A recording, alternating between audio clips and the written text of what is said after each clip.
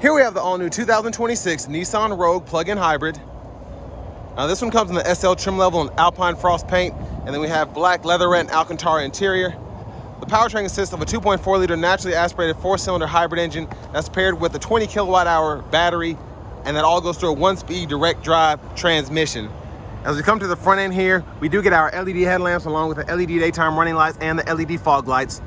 The lights don't dance like that. That's just how my camera's picking them up, but y'all let me know in the comments what you think this Rogue plug-in hybrid looks like.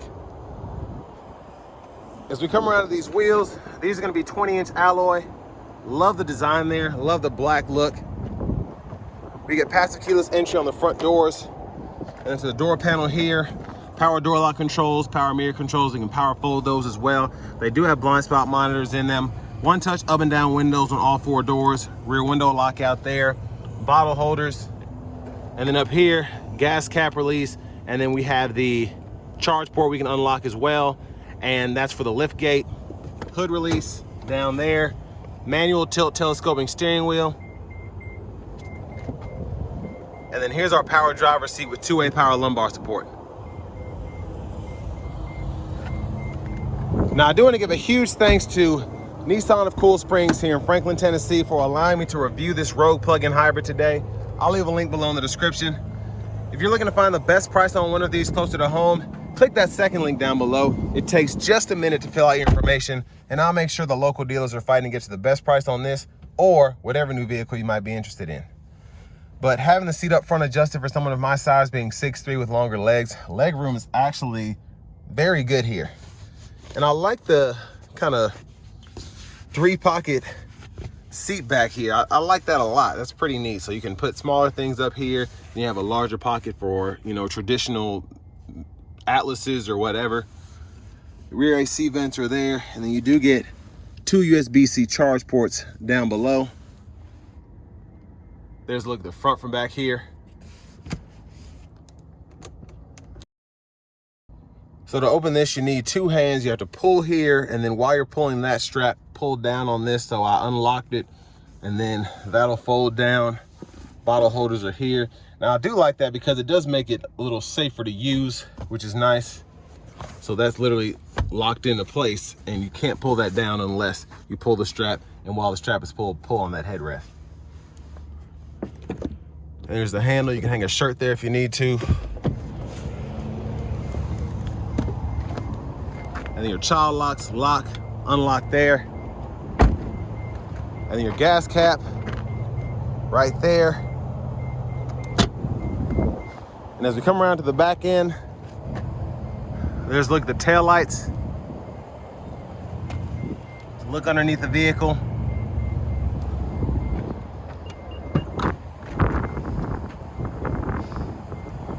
And then here we have the charger. You can hook that up, should charge overnight if you plug that in. And depending if you have a, a higher power charge, you can probably do it in a few hours, 2 to 3.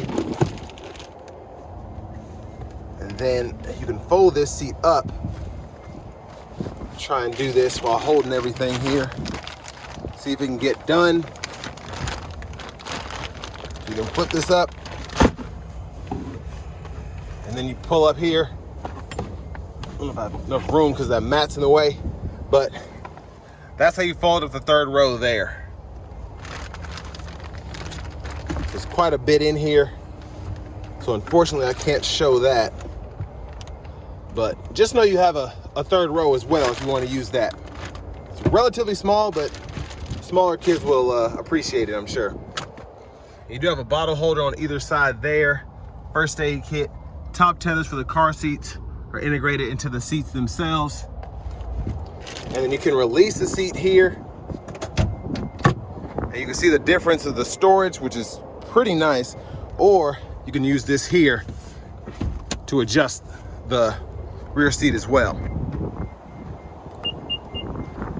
You would think that beeping sound would go off after a while, but and the charge port here, when that's unlocked, you can plug that in.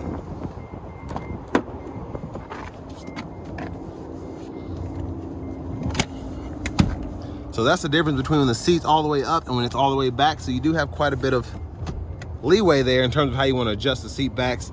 Rear side airbags are here as well.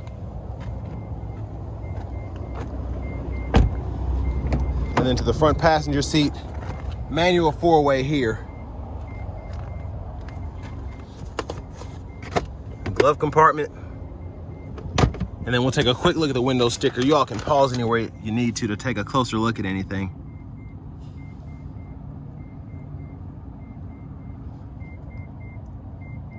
So $48,930 is that sticker price. Fuel economy numbers.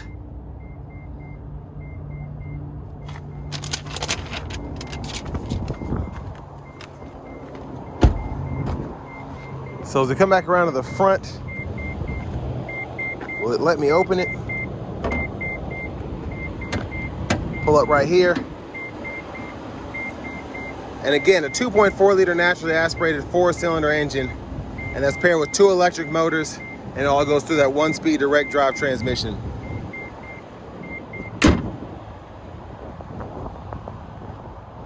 Now before we hop in the driver's seat, I'm just gonna show off the blinkers.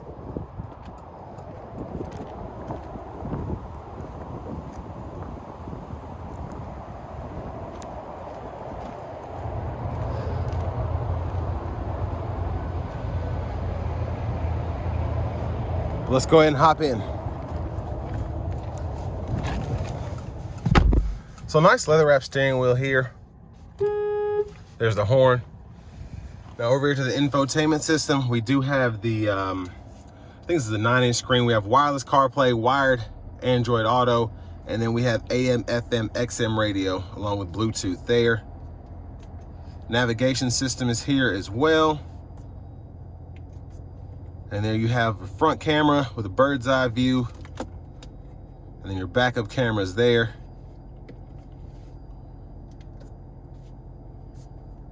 And then here are your kind of home pages if you want to hook up your XM traffic, the sports, stocks, all of that, you can do that. And you can customize the home menu as well. Volume knobs here. You can click there to turn the audio off, and then you have your bass, treble, and all that you can adjust on the fly as well. Now settings here, go over here to others. You can change the display settings, the language, and then your units of measurement there. And the brightness can be adjusted as well. These vents, I think, are, what is that buzzing noise? I don't know. Hazards are down here.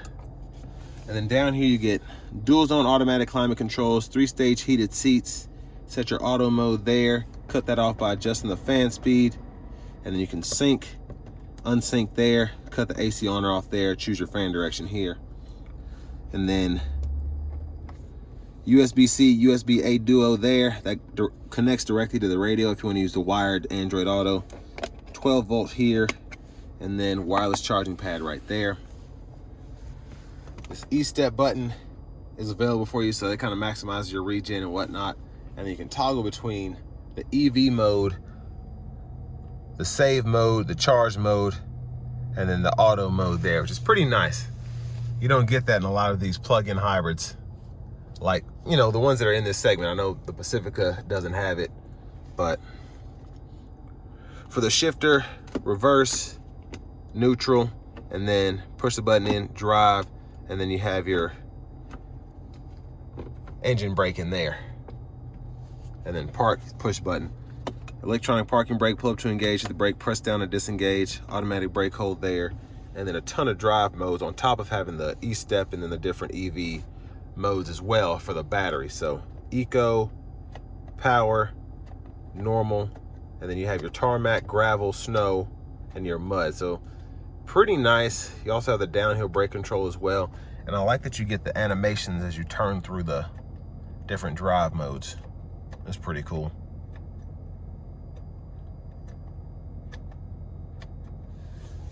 The bottle holders are here.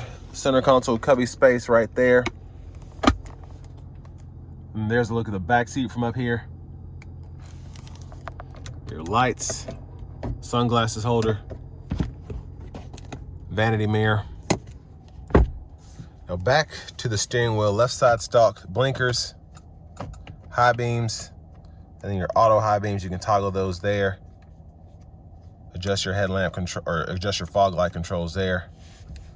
And then we do have rain sensing wipers. So one time off, auto, low, high. We can adjust that auto frequency there, and our rear wiper intermittent on there.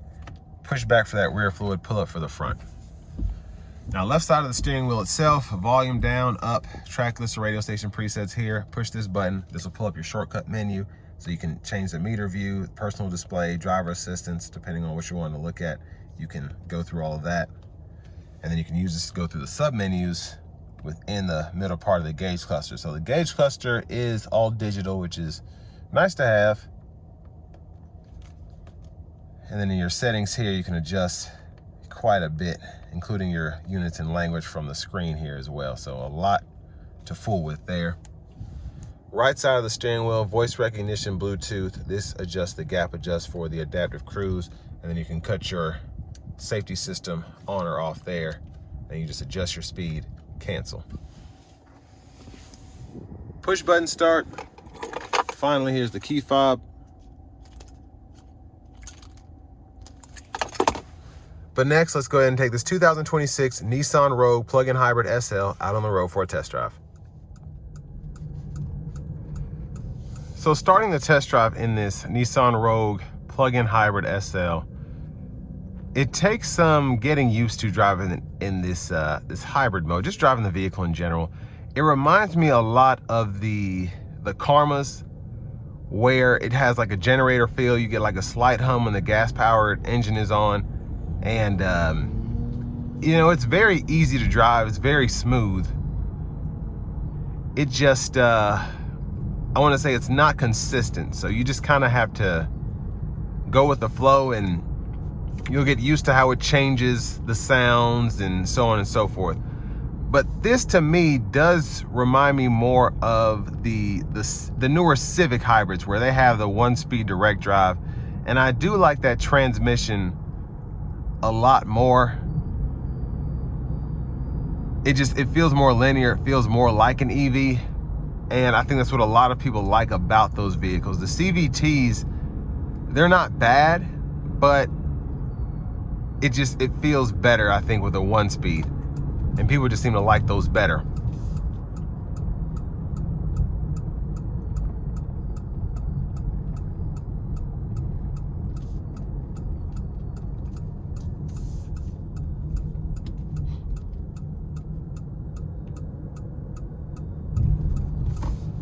Now I'm gonna put it into the power mode, and we're gonna see how this thing drives. I'm gonna give it a little pull getting on the interstate here.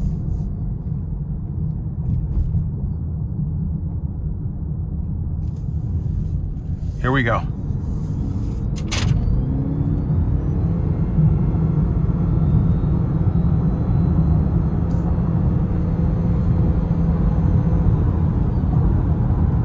Wow, I like that a lot, actually. Now the sounds again are interesting, but the pull is really good.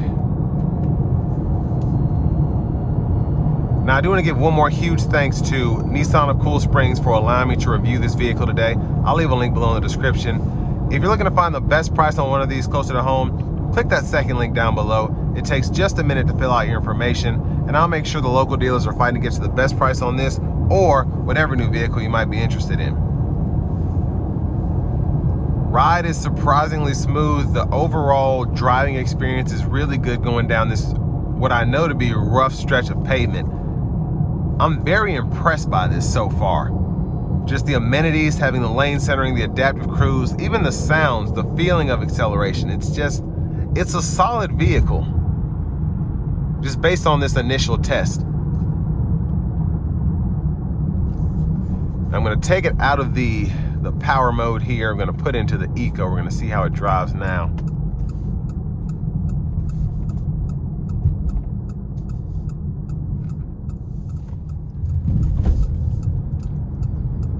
But I think in terms of what you get for the money, I mean, under 49 grand, you get a plug-in hybrid that gets up to 36 miles on a full charge. It's relatively quick, spacious, fun to drive, and rides really well. I mean, I don't have any complaints about this.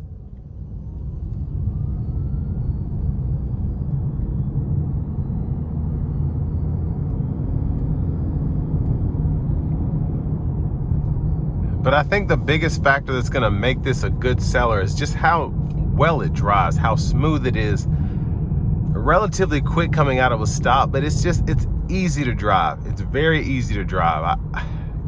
It's hard to describe how smooth this powertrain is. For it to be a plug-in hybrid, it's the 1-speed drive transmission really does make this thing a game changer, I think. It's just so simple. You don't necessarily need a turbocharger or anything like that. You get that swift acceleration from the 2 electric motors. The overall setup of the cabin is nice. Everything feels like an Armada in that sense, from the infotainment system layout to the climate controls. It's really nice in this SL trim level. And I don't know if there are other trim levels that you can get, but for this SL, I think this is a nice middle of the road vehicle that's worth the money when you consider the fuel efficiency, the technology, even the looks. And all be under $50,000 for what should be a pretty reliable vehicle. I'm very impressed with it. And all that being said, this will bring me to the end of my review of this 2026 Rogue plug-in hybrid in the SL trim level.